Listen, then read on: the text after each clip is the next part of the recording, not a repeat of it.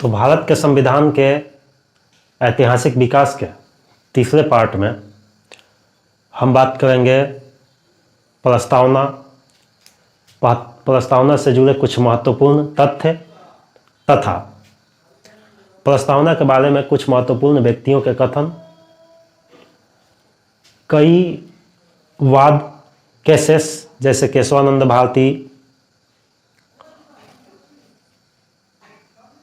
Madan Gopal versus Union of India वाद, Berubari versus Union of India वाद, संविधान के विदेशी स्रोत, संविधान की 12 अनुसूचियों तथा इन अनुसूचियों को कब जोड़ा गया, क्योंकि मूलतः संविधान में देखिए मूल संविधान में 8 अनुसूचियां ही थी।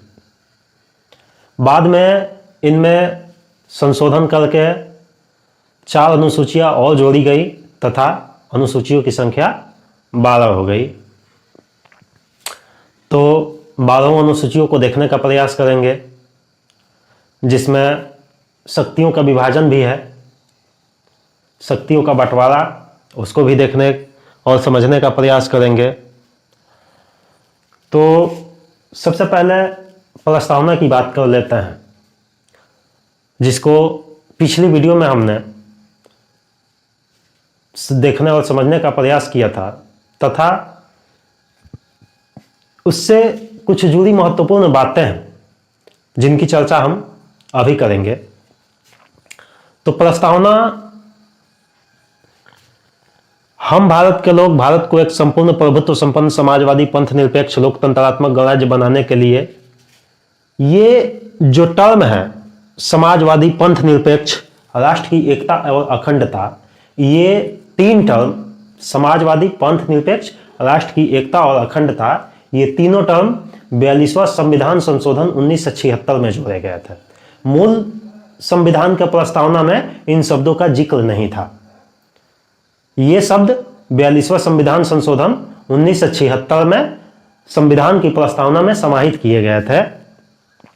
प्रस्तावना में 3 प्रकार के न्याय, 5 प्रकार की स्वतंत्रता तथा 2 प्रकार की समानता की बात की गई है, जिसकी चर्चा हम लोगों ने पिछले वीडियो में भी की थी। और देखिए उद्देशिका में या प्रस्तावना में ये जो सामाजिक, आर्थिक और राजनीतिक न्याय, जो 3 प्रकार के न्याय हैं, ये तीनों प्रकार के न्याय के आदर्श जो है, इन तत्वों को जो है रूसी क्रांति यानी कि रसिया से लिया गया है। इनकी भी अलग महत्ता है। तो इस क्रम में आगे बढ़ते हुए और जो है महत्वपूर्ण बातों को ध्यान में रखते हुए आज हम आगे बढ़ेंगे और बारी बारी से इन चीजों को समझने का प्रयास करेंगे।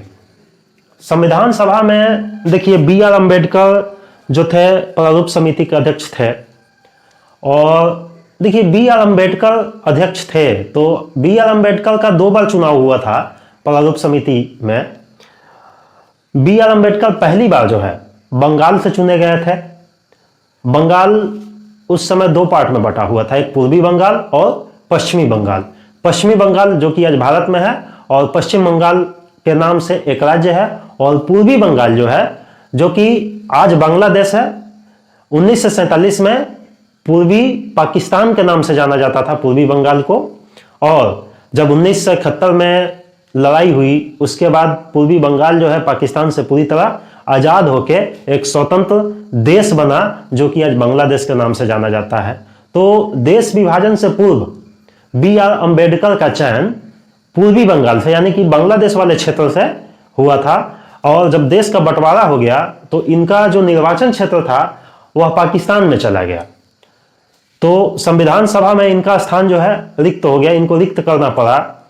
तब डॉक्टर राजेंद्र प्रसाद और सरदार वल्लभ भाई पटेल की अनुशंसा पर महाराष्ट्र के मुख्यमंत्री के द्वारा इनको मुंबई से संविधान सभा में दूसरी बार निर्वाचन क्षेत्र प्रदान किया गया तथा ये मुंबई से दोबारा संविधान सभा में जीत के आए।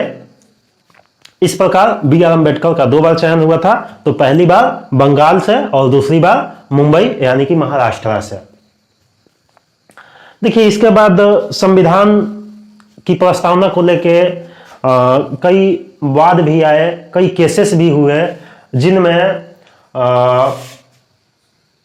बेरुवारी वर्सेस यूनियनवाद, इंडियन यूनियनवाद 1960, इसमें कहा गया कि प्रस्तावना जो है संविधान का अंग नहीं है और विधायिका इसमें संशोधन नहीं कर सकती है। लेकिन इसमें इस बात को स्पष्ट किया गया कि जहां संविधान की भाषा संदिग्ध हो, जहां संविधान की भाषा संदिग्ध हो, यानी कि जहां भी संविधान की भाषा स्पष्ट नहीं हो, वहां प्रस्तावना जो है विधिक निर्वाचन में सहायता करेगा। उसके बाद एक और वाद आता है, Madan Gopal versus Union of India. यह वाद जो है 1957 में आया था और इसमें निर्णय दिया गया था कि प्रस्तावना को न्यायालय में परिवर्तित नहीं किया जा सकता है, और यह सही है, प्रस्तावना को न्यायालय में परिवर्तित नहीं किया जा सकता है, यानी कि यह जो है इसको न्यायालय के माध्यम से लागू नहीं कराया जा सकता है। एक वाद जो बहुत ही फेमस वाद है, केशवानंद भारती बनाम केरल स्टेट। यह वाद 1973 में आया था और इस वाद में सुप्रीम कोर्ट ने यह माना, पहली बार सुप्रीम कोर्ट ने अपने जो ये बेरुवारी वर्सेस यूनियन वाद था, जिसमें यह माना गया था कि प्रस्तावना संविधान का अंग नहीं है और विधायिका उसमें संशोधन नहीं कर सकती है, इस फैसले को पलट दिया गया और केशवानंद भारती वाद में यह कहा गया कि प्रस्तावना संविधान का अंग है और विधायिका इसमें संशोधन कर सकती है, परंतु इसमें संशोधन जो होगा वह नकारात्मक नहीं होना चाहिए, यानी कि संविधान के मूल ढांचे को यह किसी प्रकार से विकृत नहीं करे, उसको हानि नहीं पहुंचाए, उसको किसी प्रकार की क्षति नहीं पहुंचाए, बल्कि इसमें जो संशोधन किए जाए वह पॉजिटिव हो, सकारात्मक हो। इसी वाद में, यानी कि केशवानंद भारती बनाम केरल वाद में ही सुप्रीम कोर्ट ने मूल ढांचा का सिद्धांत, थ्योरी ऑफ बेसिक स्ट्रक्चर दिया, जिसमें यह कहा गया कि प्रस्तावना जो है संविधान का मूल ढांचा है। प्रस्तावना जो है संविधान का मूल ढांचा है। यह किस वाद में कहा गया था? तो केशवानंद भारती बनाम केरल राज्यवाद में। देखिए, उद्देशिका में एक टर्म आता है, प्रस्तावना में एक टर्म आता है समाजवादी, पंथ निरपेक्ष, लोकतंत्रात्मक गणराज्य। इसको सजाने के लिए क्वेश्चन दे देगा और कहेगा कि आप इसको सजाइए। तो देखिए, इसको सजाने के लिए कुछ नहीं, उत्तर प्रदेश में आप लोग एक पार्टी जानते होंगे, सपा नाम की एक पार्टी है, समाजवादी पार्टी। तो समाजवादी पार्टी के लोग जो हैं, बस यही क्रम है, ये जो सजाने का क्रम होगा, समाजवादी, पंथ निरपेक्ष, लोकतंत्रात्मक गणराज्य, इसको उल्टा पुल्टा देख के सजाने के लिए अगर कह देता है तो बस एक पार्टी का नाम याद रखिएगा, उत्तर प्रदेश की समाजवादी पार्टी के लोग। बस इसमें याद रखना है आपको, सपा के लोग, सपा के लोग यानी कि समाजवादी पार्टी के लोग। तो सपा के लोगों से क्या हो जाएगा आपका? स से समाजवादी, प है पंथ निरपेक्ष, लो से लोकतंत्रात्मक और ग से गणराज्य। यही इसका सीक्वेंस है, यही इसका क्रम है और इसको पूछता है।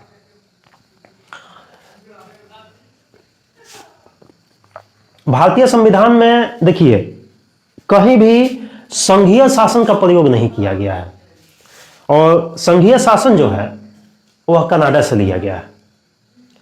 कनाडा में संघीय यानी कि संघात्मक शासन व्यवस्था है और भारत में जो व्यवस्था अपनाई गई है वह व्यवस्था संसदीय व्यवस्था अपनाई गई है, संसदात्मक व्यवस्था अपनाई गई है, जो कि ब्रिटेन से लिया गया है। तो भारत में संघीय व्यवस्था का जिक्र नहीं है, भारत में संसदीय व्यवस्था का जिक्र है। अमेरिका में संघीय व्यवस्था का जिक्र है। वहां के जो स्टेट्स हैं वह फेडरेशन ऑफ स्टेट्स है, वहां राज्यों का संघ जो है वह फेडरेशन ऑफ स्टेट है और भारत में राज्यों का जो संघ है वह यूनियन ऑफ स्टेट है। भारत में राज्यों का संघ यूनियन ऑफ स्टेट और वही चीज अमेरिका में फेडरेशन ऑफ स्टेट। देखिए, यूनियन ऑफ स्टेट और फेडरेशन ऑफ स्टेट में क्या अंतर है? यूनियन ऑफ स्टेट जो है, आप मतलब भारत के अभिन्न अंग हो गए। जब आप भारत की अधिकारिता में सम्मिलित हो गए तो आप भारत का अभिन्न अंग हो गए, यानी कि अब एक बार जब आप भारत में सम्मिलित हो गए तो आप भारत से अलग नहीं हो सकते हैं।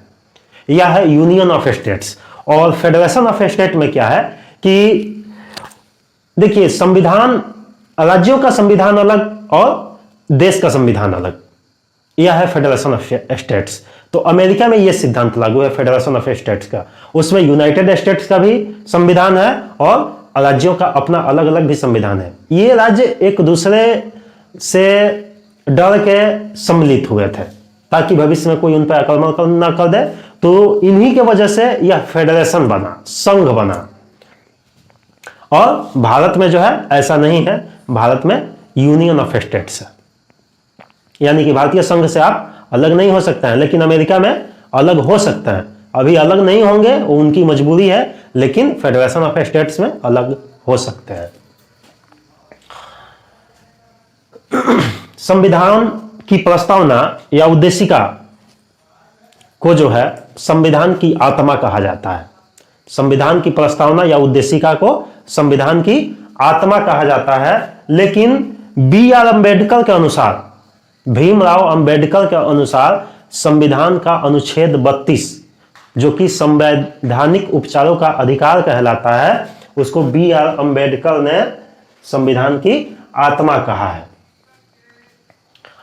एक पर्सन थे न्यायमूर्ति हिदायतुल्ला, जिन्होंने भारत के मुख्य न्यायाधीश, CJI, chief justice of India, Bharat के उपराष्ट्रपति तथा भारत के राष्ट्रपति के रूप में भी कार्य किया है।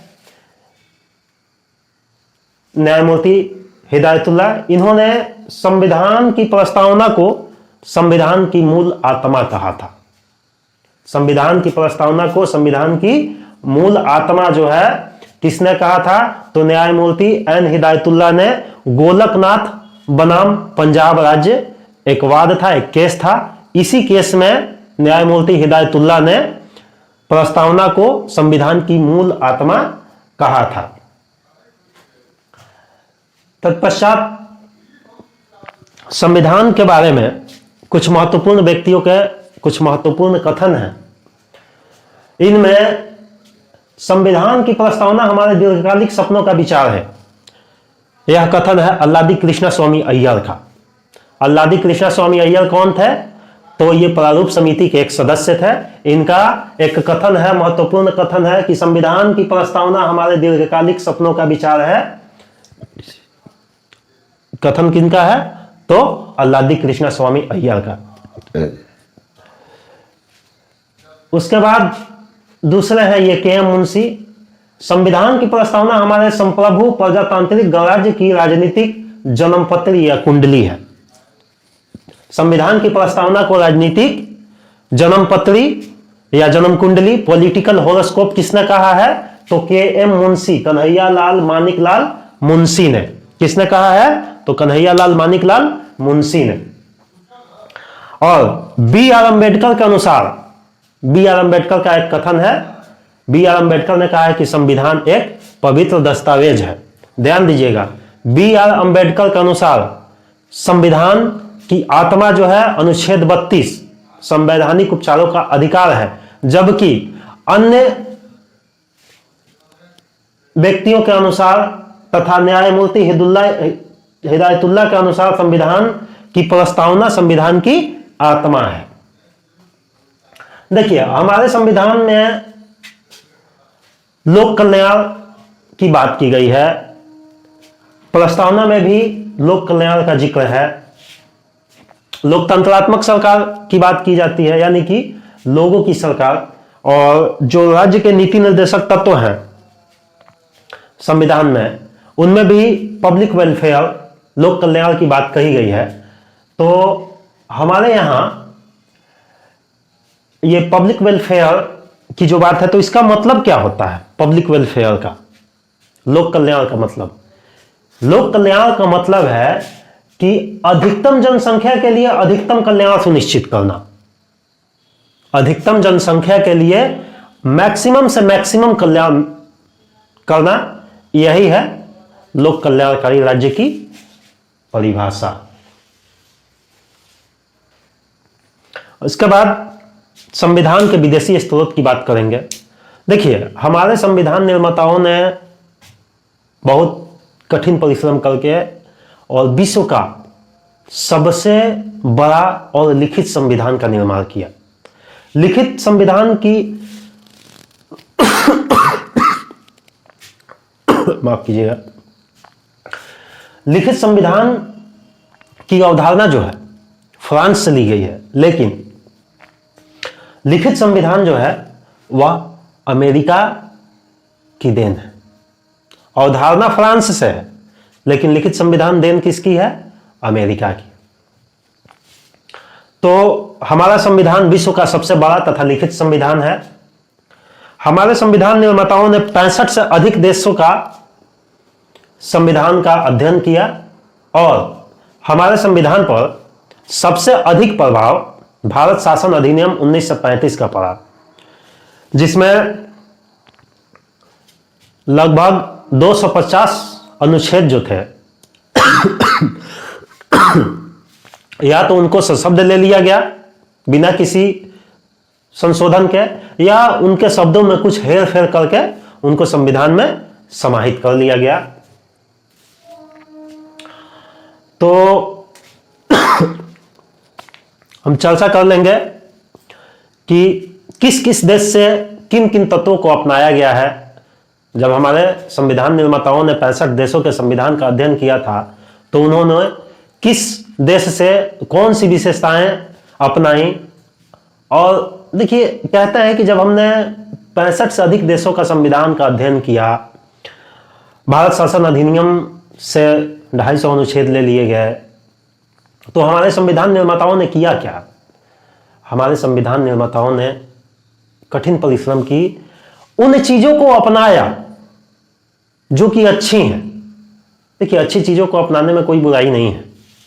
उन चीजों को अपनाया जो चीजें अच्छी हैं, उनको जगह दिया और एक कठोर तथा लचीले दोनों के मिश्रण के वाला संविधान का निर्माण किया। तो संविधान पर सबसे अधिक प्रभाव जो है भारत शासन अधिनियम 1935 का था। तो भारत शासन अधिनियम 1935 से जो लिए गए हैं उन टर्मों में संघीय तंत्र, राज्यपाल का कार्यालय, न्यायपालिका, लोक सेवा आयोग, आपातकालीन उपबंध तथा प्रशासनिक विवरण। भारत शासन अधिनियम 1935 से ये 6 टर्म लिए गए हैं। ये 6 टर्म कौन कौन से हैं? संघीय तंत्र, राज्यपाल का कार्यालय, न्यायपालिका, लोक सेवा आयोग, आपातकालीन उपबंध तथा प्रशासनिक विवरण। यह भारत शासन अधिनियम 1935 से इन टर्म को लिया गया है। उसके बाद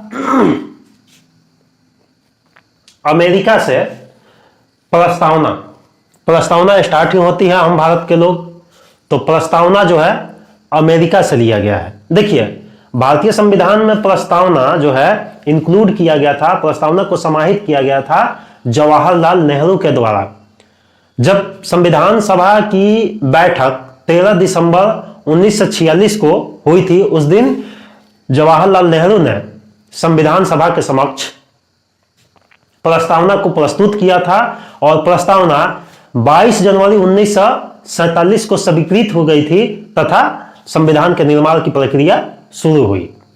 तो प्रस्तावना जो है, ऑब्जेक्टिव प्रपोजल जो है, यह जवाहरलाल नेहरू के द्वारा दी गई थी, लेकिन प्रस्तावना जो लिया गया था ये अमेरिका से लिया गया है। और भारत शासन अधिनियम 1935 में प्रस्तावना के अभाव के कारण ही जवाहरलाल नेहरू ने कहा था कि यह एक ऐसी कार है जिसमें ब्रेक तो है परंतु इंजन नहीं। भारत शासन अधिनियम 1935 में अनुच्छेद तो थे लेकिन उसका प्रस्तावना नहीं था। इसी वजह से जवाहरलाल नेहरू ने ये बात कही थी। तो प्रस्तावना कहां से लिया गया है? अमेरिका से। देखिए, प्रस्तावना अमेरिका से और प्रस्तावना की भाषा ऑस्ट्रेलिया से। प्रस्तावना अमेरिका से और प्रस्तावना की भाषा ऑस्ट्रेलिया से। तो प्रस्तावना या हम भारत के लोग अमेरिका से। मौलिक अधिकार, फंडामेंटल राइट्स, इसमें कंफ्यूजन होता है। फंडामेंटल ड्यूटीज और फंडामेंटल राइट्स, मौलिक अधिकार और मौलिक कर्तव्य, हिंदी में अक्सर गड़बड़ी होती है। तो इसको बेस्ट होगा कि आप इंग्लिश में याद रखें, फंडामेंटल राइट्स, मौलिक अधिकार अमेरिका से और मौलिक कर्तव्य रसिया से। तो अमेरिका से प्रस्तावना हो गया, मौलिक अधिकार, न्यायिक पुनरावलोकन। सुप्रीम कोर्ट जो है एक अभिलेख न्यायालय के रूप में काम करती है, यानी कि उसके दिए गए फैसले के विरुद्ध आप कहीं अपील नहीं कर सकते हैं और किसी दूसरे कोर्ट में आप कहीं अपील नहीं कर सकते हैं, और उसके दिए गए फैसले जो है एक रिकॉर्ड के रूप में, एक अभिलेख के रूप में देश के सभी कोर्ट में मान्य है और देश के सारे कोर्ट उसको मानेंगे। लेकिन न्यायिक पुनरावलोकन का जो सिद्धांत है ये कहता है कि सुप्रीम कोर्ट अपने दिए गए फैसले पे पुनर्विचार कर सकती है, उसका रिव्यू कर सकती है और उसको लगे कि हाँ ये गलत है तो उस फैसले को पलट सकती है। तो न्यायिक पुनरावलोकन अमेरिका से, संविधान की सर्वोच्चता, यानी कि हमारे संसदीय शासन व्यवस्था में सबसे ऊपर कौन है? संविधान। और ब्रिटेन में सबसे ऊपर कौन है? संसद। तो संविधान की सर्वोच्चता अमेरिका से, स्वतंत्र न्यायपालिका, जनहित याचिका PIL, पब्लिक इंटरेस्ट लिटिगेशन, जनहित याचिका जो है यह भी अमेरिका से ली गई है। जनहित याचिका से जुड़े जो टर्म है मैं आपको बता देता हूं। देखिए, PN भगवती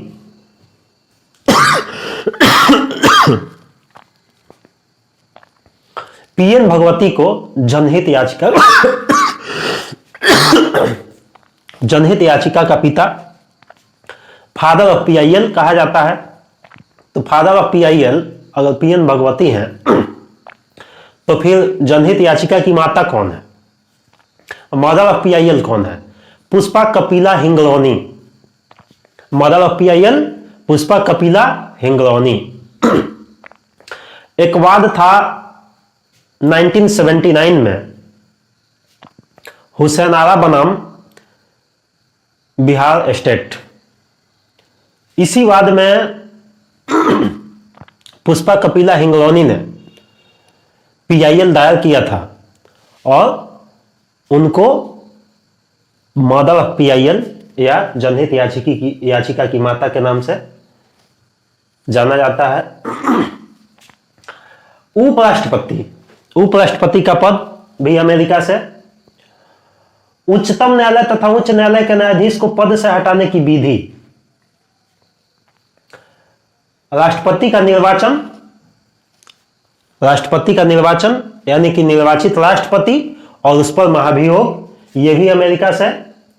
लिखित संविधान, विधि का समान संरक्षण, कानून का समान संरक्षण एवं वित्तीय आपात, ये सभी अमेरिका से लिए गए हैं। एक बार आप नोट कर लें, प्रस्तावना अमेरिका से, मौलिक अधिकार अमेरिका से, न्यायिक पुनरावलोकन अमेरिका से, संविधान की सर्वोच्चता अमेरिका से, स्वतंत्र न्यायपालिका अमेरिका से, जनहित याचिका अमेरिका से, उपराष्ट्रपति का पद, उच्चतम तथा उच्च न्यायालय के न्यायाधीश को पद से हटाने की विधि, निर्वाचित राष्ट्रपति एवं उस पर महाभियोग, लिखित संविधान, विधि का समान संरक्षण तथा वित्तीय आपात अमेरिका से लिए गए हैं।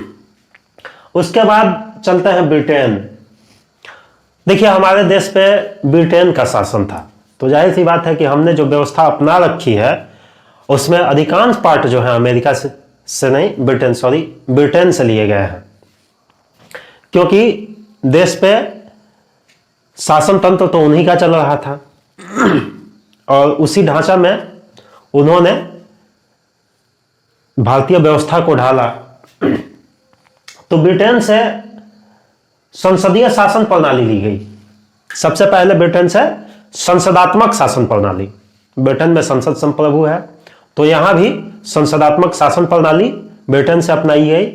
और एक टर्म है संसदीय विशेषाधिकार।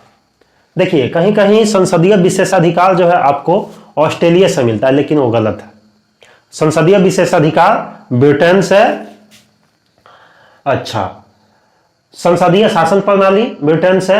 विधि का शासन यानी कि रूल ऑफ लॉ विधि का शासन, ये भी ब्रिटेन से।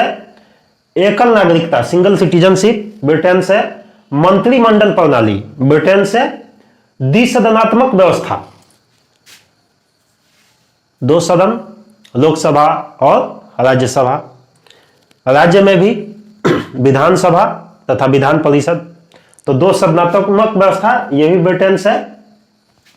विधि निर्माण प्रक्रिया, सर्वाधिक मत के आधार पर चुनाव में जीत, जिस कैंडिडेट को अधिक मत मिला वह जीत गया, यह भी ब्रिटेन से। विधायिका में अध्यक्ष पद की भूमिका, लोकसभा तथा विधानसभा के प्रति मंत्रिमंडल का सामूहिक उत्तरदायित्व। मंत्रिमंडल लोकसभा के प्रति, केंद्र में मंत्रिमंडल जो है लोकसभा के प्रति सामूहिक उत्तरदायित्व दायी होती है, और राज्यों के विधानमंडल में भी मंत्रिपरिषद विधानमंडल के प्रति, विधानसभा के प्रति जवाबदेह होती है। तो ये भी व्यवस्था जो है ब्रिटेन से ली गई है। विधि के समक्ष समानता, नहीं कि कानून के सामने सभी बराबर है, विधि के समक्ष समानता। परमाधिकार लेख, राष्ट्रपति का अभिभाषण, बंदी प्रत्यक्षीकरण, रीट, ये सारे ब्रिटेन से लिए गए हैं। इनको एक बार फिर से दोहरा देते हैं।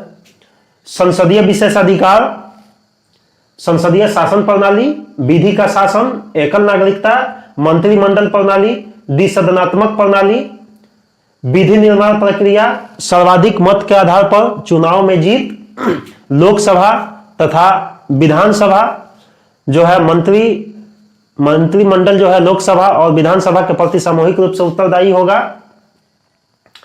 विधि के समक्ष समानता, परमाधिकार लेख, राष्ट्रपति का अभिभाषण और बंदी प्रत्यक्षीकरण, ये सारे चीज जो है ब्रिटेन से लिए गए हैं। ब्रिटेन के बाद आयरलैंड, आयरलैंड से सबसे महत्वपूर्ण तत्व डीपीएसपी, राज्य के नीति निर्देशक तत्व जो है आयरलैंड से लिए गए हैं, जिनको डीपीएसपी बोलते हैं, directive principle of state policies. DPSP राज्य के नीति निर्देशक तत्व, ये आयरलैंड से लिए गए हैं। राष्ट्रपति के निर्वाचक मंडल की व्यवस्था या राष्ट्रपति के निर्वाचन की प्रक्रिया, ये भी आयरलैंड से लिया गया। देखिए, राष्ट्रपति और उपराष्ट्रपति, राष्ट्रपति का निर्वाचन जो है अमेरिका से, तथा राष्ट्रपति के निर्वाचन की प्रक्रिया यह जो है आयरलैंड के संविधान से ली गई है। और राष्ट्रपति द्वारा राज्यसभा में 12 सदस्यों का जो मनोनयन कला, विज्ञान, साहित्य इत्यादि के क्षेत्र में जो 12 व्यक्तियों का मनोनयन किया जाता है, यह भी व्यवस्था जो है आयरलैंड से ली गई है। तो आयरलैंड से क्या क्या लिया गया है? राज्य के नीति निर्देशक तत्व यानी कि डीपीएसपी, राष्ट्रपति के निर्वाचन की प्रक्रिया तथा राष्ट्रपति राज्यसभा में 12 सदस्यों का विज्ञान, कला, वाणिज्य इत्यादि के क्षेत्र में ख्याति प्राप्त व्यक्तियों का मनोनयन करता है। ये आयरलैंड से तीनों लिए गए हैं। उसके बाद ऑस्ट्रेलिया, ऑस्ट्रेलिया से प्रस्तावना की भाषा, प्रस्तावना अमेरिका से और प्रस्तावना की भाषा ऑस्ट्रेलिया से। समवर्ती सूची, समवर्ती सूची का प्रावधान यह भी ऑस्ट्रेलिया से। केंद्र राज्य के बीच संबंध तथा शक्तियों का विभाजन, देखिए केंद्र तथा राज्यों के बीच संबंध तथा शक्तियों का विभाजन ऑस्ट्रेलिया से। और संघ राज्य संबंध, संघ राज्य संबंध ये कनाडा से लिया गया है और केंद्र राज्य संबंध ऑस्ट्रेलिया से। तो केंद्र राज्य के बीच संबंध तथा शक्तियों का विभाजन ऑस्ट्रेलिया से। वाणिज्य व्यापार, कॉमर्स एंड ट्रेड और ज्वाइंट सेशन, संयुक्त बैठक ऑस्ट्रेलिया से। तो ऑस्ट्रेलिया से लिया गया टर्मों को एक बार फिर से देख लेते हैं। प्रस्तावना की भाषा, समवर्ती सूची, केंद्र तथा राज्यों के बीच संबंध तथा शक्तियों का बंटवारा, अच्छा वाणिज्य व्यापार तथा संयुक्त बैठक, ये ऑस्ट्रेलिया से लिए गए हैं। ऑस्ट्रेलिया के बाद जर्मनी, जर्मनी में आपातकाल लगा था। तो आपातकाल से याद रखिएगा कि आपातकाल के प्रवर्तन के दौरान अवशिष्ट मौलिक अधिकार संबंधी जो शक्तियां हैं वह राष्ट्रपति के हाथों में रहेगी। जर्मनी से मात्र एक चीज याद रखिएगा कि आपातकाल के दौरान जो शक्तियां हैं किसके हाथ में चली जाएंगी? राष्ट्रपति के हाथ में। जर्मनी के बाद कनाडा। कनाडा से संघात्मक व्यवस्था अपनाया गया है, संसदात्मक ब्रिटेन से और संघात्मक कनाडा से। तो कनाडा से संघात्मक व्यवस्था अपनाई गई है। लेकिन संघात्मक व्यवस्था में क्या होता है? देखिए, संघात्मक व्यवस्था में केंद्र जो है सशक्त होता है, यानी कि शक्तियों का झुकाव जो है वह केंद्र की तरफ ज्यादा होता है। जैसे कोई मैटर है और उस पर राज्य तथा केंद्र अगर दोनों कानून बनाते हैं तो जो भारत का कॉन्स्टिट्यूशन है, भारत के जो संविधान में दिए गए तथ्य हैं, उनके आधार पर ज्यादा वैल्यू, ज्यादा पावर केंद्र को प्रदान किया गया है, संघ को प्रदान किया गया है। तो झुकाव किस तरफ है? तो केंद्र की तरफ। तो केंद्र जो है सशक्त हो जाता है। अगर एक ही मैटर पर दोनों कानून बनाते हैं, केंद्र भी बनाता है और राज्य भी बनाता है, तो राज्य का कानून वैलिड नहीं होगा, केंद्र का कानून वैलिड होगा। तो केंद्र की तरफ झुकाव जो है यह जो है कनाडा से लिया गया है। तथा अवशिष्ट शक्तियां केंद्र के पास। अवशिष्ट शक्तियां, देखिए अवशिष्ट शक्तियां क्या है? अवशिष्ट शक्तियां ऐसी शक्तियां हैं जिनका संविधान में कोई जिक्र नहीं है। यह ऐसा टर्म है, ऐसे सब्जेक्ट्स हैं जिनका संविधान बनाते वक्त इनका जिक्र नहीं किया गया था। जैसे परमाणु शक्ति, वायु शक्ति, जैसे टेलीकॉम है। इन पे संविधान बनाते वक्त कोई भी आर्टिकल्स नहीं लिखे गए थे। तो लेकिन वर्तमान में इनका महत्व बढ़ गया है। तो ये सारी चीजें जो हैं, परमाणु शक्ति हो गया, न्यूक्लियर एनर्जी हो गई, वाटर एनर्जी हो गई, टेलीकॉम वगैरह, इन सबको जो है अवशिष्ट शक्तियों में रखा गया है। तो अवशिष्ट शक्तियों पर कानून कौन बनाएगा? केंद्र। और इसको रेगुलेट कौन करेगा? केंद्र। तो अवशिष्ट शक्तियां केंद्र के पास। कनाडा से राज्यपाल की नियुक्ति विषयक प्रक्रिया। कनाडा से संघ तथा राज्यों के बीच शक्ति विभाजन। देखिए, ऑस्ट्रेलिया से केंद्र तथा राज्यों के बीच शक्ति का बंटवारा है और कनाडा से संघ तथा राज्यों के बीच शक्ति का विभाजन है। उच्चतम न्यायालय का परामर्शी न्याय निर्णय तथा प्रशासनिक ढांचा कनाडा से लिया गया है। कनाडा से एक बार फिर देख लेते हैं, आपातकाल के प्रवर्तन के सशक्त केंद्र के साथ संघात्मक व्यवस्था। केंद्र सशक्त होगा और व्यवस्था कैसी होगी? संघात्मक होगी। अवशिष्ट शक्तियां केंद्र के पास। राज्यपाल की नियुक्ति विषयक प्रक्रिया, यह भी कनाडा से। संघ तथा राज्यों के बीच शक्ति का विभाजन कनाडा से। उच्चतम न्यायालय का परामर्शी न्याय निर्णय कनाडा से। प्रशासनिक ढांचा कनाडा से। इसके बाद फ्रांस। फ्रांस से गणतंत्र। गणतंत्र मतलब जनता का शासन। तो गणतंत्र कहां से लिया गया है? फ्रांस से। प्रस्तावना में स्वतंत्रता, समानता तथा बंधुता। भारत की संविधान की प्रस्तावना जो है, प्रस्तावना में समानता, बंधुता तथा स्वतंत्रता, 5 प्रकार की स्वतंत्रता का जिक्र है, बंधुता का जिक्र है और समानता। इन सब का टर्म जो है फ्रांस से लिया गया है। फ्रांस से गणतंत्र, प्रस्तावना में स्वतंत्रता, समानता तथा बंधुता, ये फ्रांस से लिए गए हैं। रसिया से। रसिया से मौलिक कर्तव्य। देखिए, मौलिक अधिकार और मौलिक कर्तव्य। मौलिक अधिकार अमेरिका से और मौलिक कर्तव्य फंडामेंटल ड्यूटीज रसिया से। रूस से प्रस्तावना में सामाजिक, आर्थिक एवं राजनीतिक न्याय संबंधी आदर्श। प्रस्तावना में जो राजनीतिक, आर्थिक एवं सामाजिक न्याय की बात की गई है वह रूस से ली गई है। नियोजित अर्थव्यवस्था, प्लैनेड इकोनॉमी, रसिया से। रसिया से 3 टर्म, मौलिक कर्तव्य, प्रस्तावना में सामाजिक, आर्थिक एवं राजनीतिक न्याय संबंधी आदर्श तथा नियोजित अर्थव्यवस्था, ये रूस से लिए गए हैं। जापान से विधि द्वारा स्थापित प्रक्रिया। जापान से क्या लिया गया है? विधि द्वारा स्थापित प्रक्रिया, ड्यू प्रोसेस ऑफ लॉ। तथा साउथ अफ्रीका से संविधान संशोधन की प्रक्रिया, संविधान संशोधन किसमें है? भाग 20 अनुच्छेद 368। तो संविधान संशोधन की प्रक्रिया साउथ अफ्रीका या दक्षिण अफ्रीका से, तथा राज्यसभा में सदस्यों का निर्वाचन, राज्यसभा में सदस्यों का जो निर्वाचन होता है वह प्रक्रिया कहां से ली गई है? तो साउथ अफ्रीका से। इसके बाद बात करेंगे संविधान के महत्वपूर्ण अनुसूचियों की। जैसा कि मैंने पहली वीडियो में आपको बताया था कि मूल संविधान में 8 अनुसूचियां, 395 अनुच्छेद तथा 22 भाग थे। वर्तमान में भागों की संख्या रिकॉर्डेड 22 ही है, लेकिन जैसे 4 का क जोड़ा गया, फिर 9 का क, 9 का ख, तो इन 3 को मिला के भागों की संख्या 25 हो जाती है, लेकिन 25 काउंटेबल नहीं है, काउंटेबल 22 ही अंकित है। तथा अनुच्छेदों की संख्या 450 से ज्यादा है, लेकिन जैसे क ख ऐसे करके जोड़ा गया है तो ये काउंटेबल नहीं है, ये सब क्लॉजेज हैं, इनको काउंट नहीं किया गया। अगर इस तरह से काउंटिंग करें तो 450 ज्यादा है, लेकिन रिकॉर्डेड जो है, जो अभी भी अंकित अनुच्छेदों की संख्या है वह 395 ही है।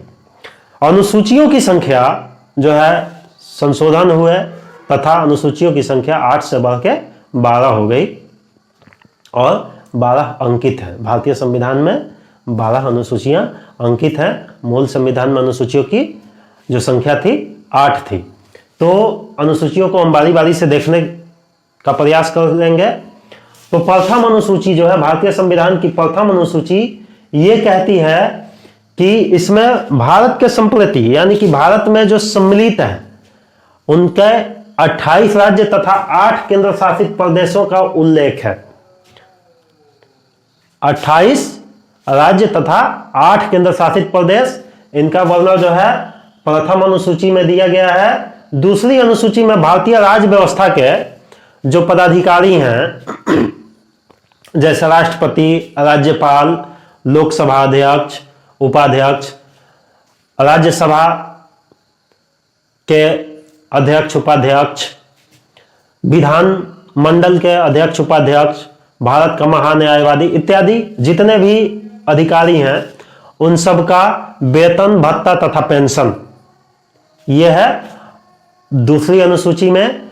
तीसरी अनुसूची में इन्हीं पदाधिकारियों के जैसे मंत्री हो गए, राष्ट्रपति हो गया, भारत का महान्यायवादी हो गया, तो तीसरी अनुसूची में इनके पद ग्रहण के समय लिया जाने वाले शपथ का उल्लेख है। चौथी अनुसूची में अनुसूचित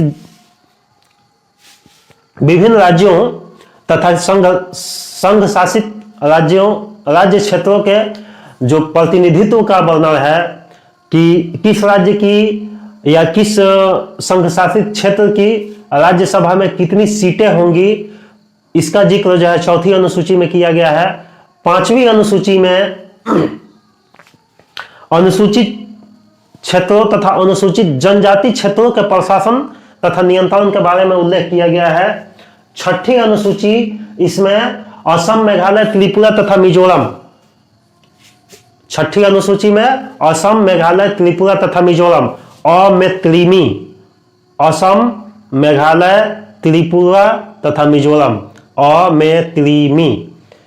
तो छठी अनुसूची में इन 4 राज्यों के प्रशासन का उल्लेख किया गया है। 7वीं अनुसूची में जो है शक्तियों का बंटवारा केंद्र तथा राज्यों के बीच किया गया है, जिसमें 3 सूचियां हैं, एक संघ सूची, दूसरी राज्य सूची और तीसरी समवर्ती सूची।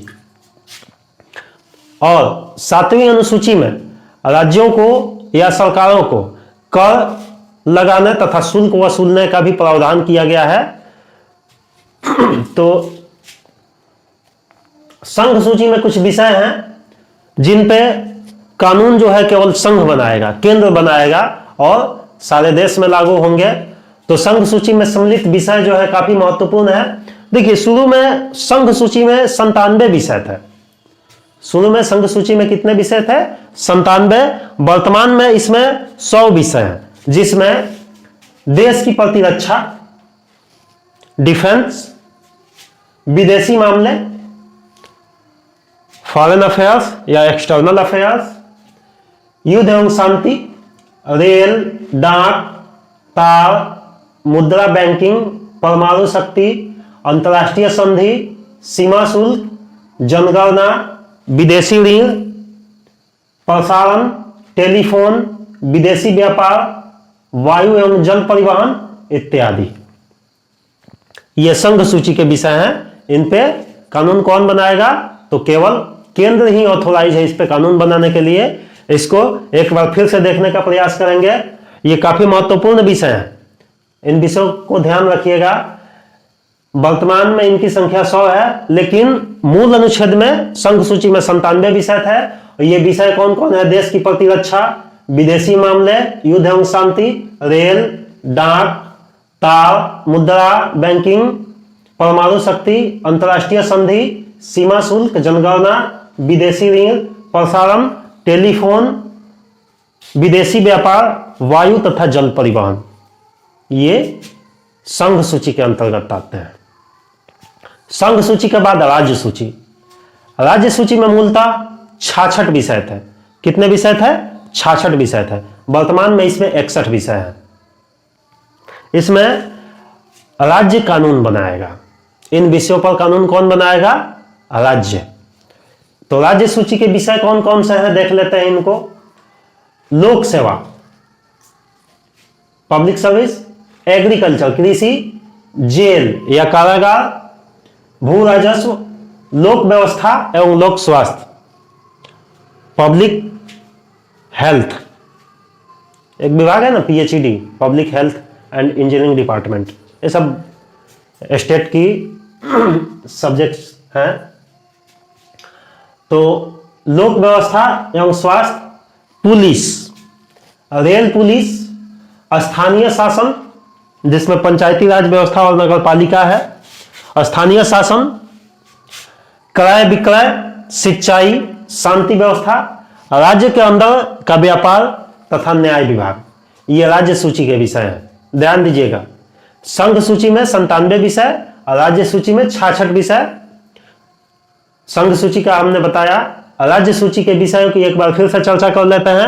राज्य सूची में लोक सेवा, कृषि, जेल, भू राजस्व, लोक व्यवस्था एवं स्वास्थ्य, पुलिस, रेल पुलिस, स्थानीय शासन जिसमें पंचायत तथा नगर पालिका है, क्रय विक्रय, सिंचाई, शांति व्यवस्था, राज्य के अंदर का व्यापार, न्याय विभाग इत्यादि जो है राज्य सूची में सम्मिलित विषय हैं। इसके बाद तीसरी सूची जो है समवर्ती सूची है। समवर्ती सूची में मूलतः 47 विषय थे। समवर्ती सूची में कितने विषय थे? मूलतः 47, वर्तमान में 52। एक बार फिर से, संघ सूची में 97 विषय, राज्य सूची में 66 विषय और समवर्ती सूची में 47 विषय थे। समवर्ती सूची के विषयों को देखेंगे। दीवानी तथा फौजदारी कानून एवं प्रक्रिया।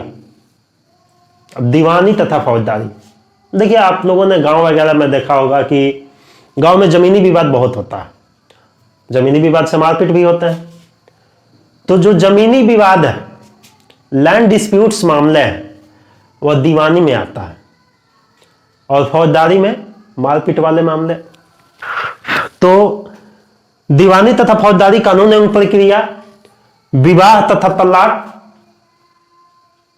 क्या शादी के बाद तलाक, तो विवाह तथा तलाक, शिक्षा, आर्थिक नियोजन, बिजली, समाचार पत्र, श्रमिक संघ, वन, राष्ट्रीय जलमार्ग, कारखाना, जनसंख्या नियंत्रण तथा परिवार नियोजन, आर्थिक तथा सामाजिक योजना, बाट व माप, जानवर तथा पक्षियों की सुरक्षा, यह जो है समवर्ती सूची के विषय है। समवर्ती सूची के विषय एक बार फिर से देख लेंगे। दीवानी तथा फौजदारी कानून तथा प्रक्रिया, विवाह तथा तलाक, शिक्षा, आर्थिक नियोजन, बिजली, समाचार पत्र, श्रमिक संघ, वन, राष्ट्रीय जलमार्ग, कारखाना, जनसंख्या नियंत्रण एवं परिवार नियोजन, आर्थिक तथा सामाजिक योजना, बाट व माप, जानवर तथा पक्षियों की सुरक्षा।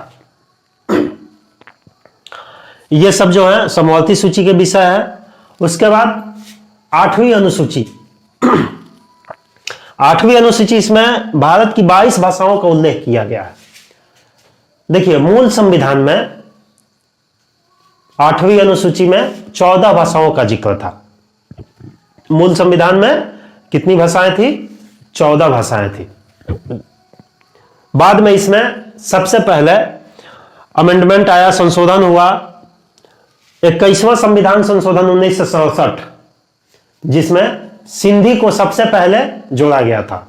15वें भाषा के रूप में सिंधी को 21वां संविधान संशोधन 1967 में सिंधी को जोड़ा गया, तथा 71वां संविधान संशोधन 1992 में मणिपुरी, कोंकणी तथा नेपाली, तीनों पहाड़ी क्षेत्र की भाषा। देखिए, मणिपुरी, कोंकणी तथा नेपाली, इन तीनों को 71वां संविधान संशोधन 1992 में जोड़ा गया, तथा 92 संविधान संशोधन 2003 में मैथिली, संथाली, बोडो तथा डोंगरी, इन 4 भाषाओं को जोड़ा गया था।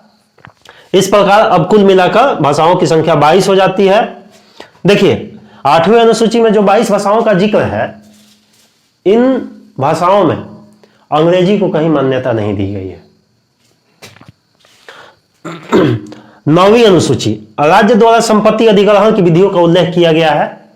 9वीं अनुसूची जो है, यह राज्यों से संबंधित मैटर है। ये पब्लिकली इसमें कोई इंटरफेयर नहीं कर सकता है। ये राज्यों के जमीन से अधिग्रहण वाले मामले इसमें सम्मिलित हैं। देखिए, पहले था कि इसके विरुद्ध आप न्यायालय नहीं जा सकते हैं। 9वीं अनुसूची के विरुद्ध आप न्यायालय नहीं जा सकते हैं। देखिए, संविधान में तो 8 अनुसूची थी, 9वीं अनुसूची जो जोड़ी गई है, यह प्रथम संविधान संशोधन, फर्स्ट अमेंडमेंट 1951 के तहत यह जोड़ी गई थी 9वीं अनुसूची।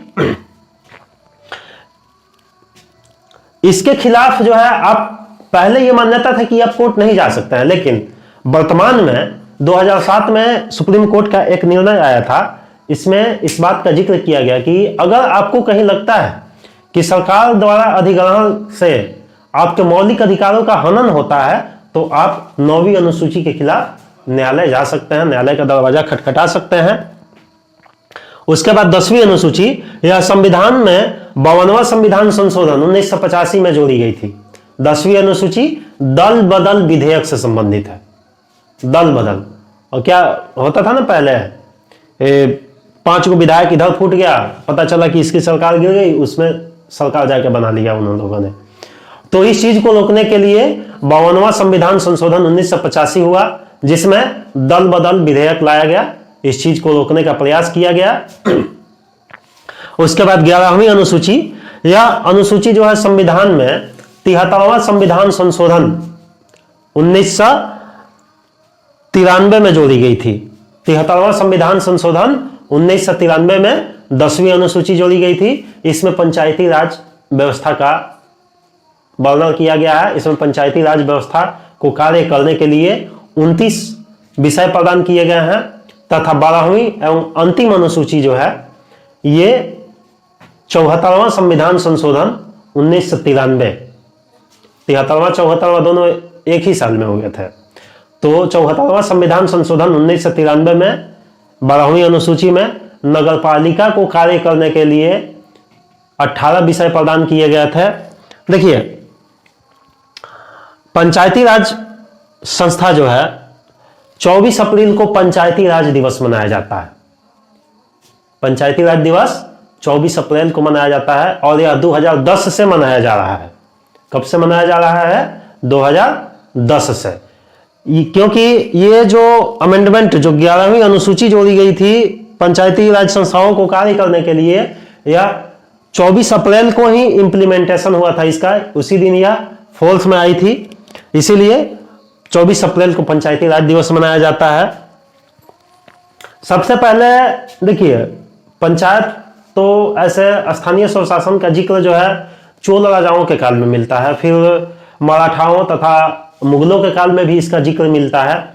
फिर जब अंग्रेजों का शासनकाल आता है तो इसमें लॉर्ड रिपन को स्थानीय स्वशासन का जनक कहा जाता है। लेकिन भारत की आजादी के बाद सबसे पहले 2 अक्टूबर 1959 को जवाहरलाल नेहरू के द्वारा पंचायती राज संस्था का जो है राजस्थान के नागौर जिले में इसका शुभारंभ किया गया था।